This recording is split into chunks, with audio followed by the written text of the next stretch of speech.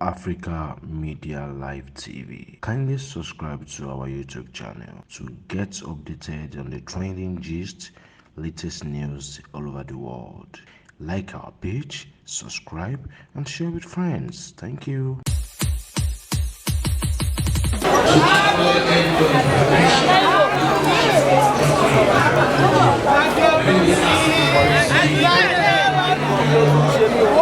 listen go class.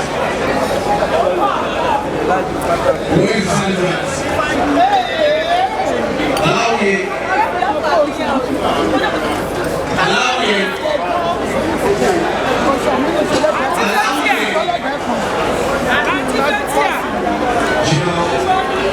You be able to know how to use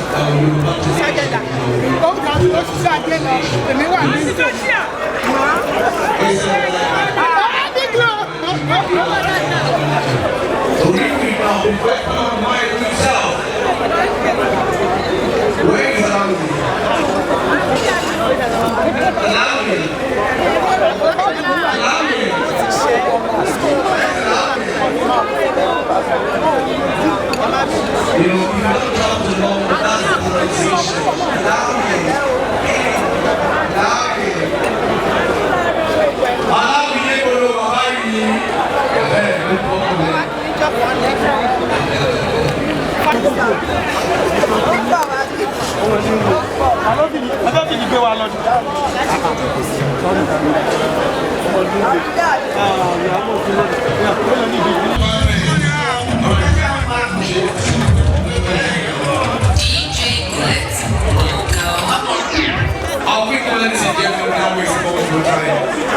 It's an high time.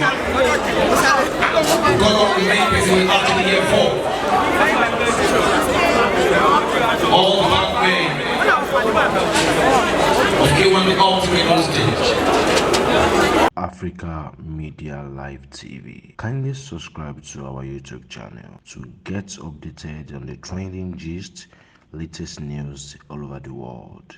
Like our page, subscribe, and share with friends. Thank you.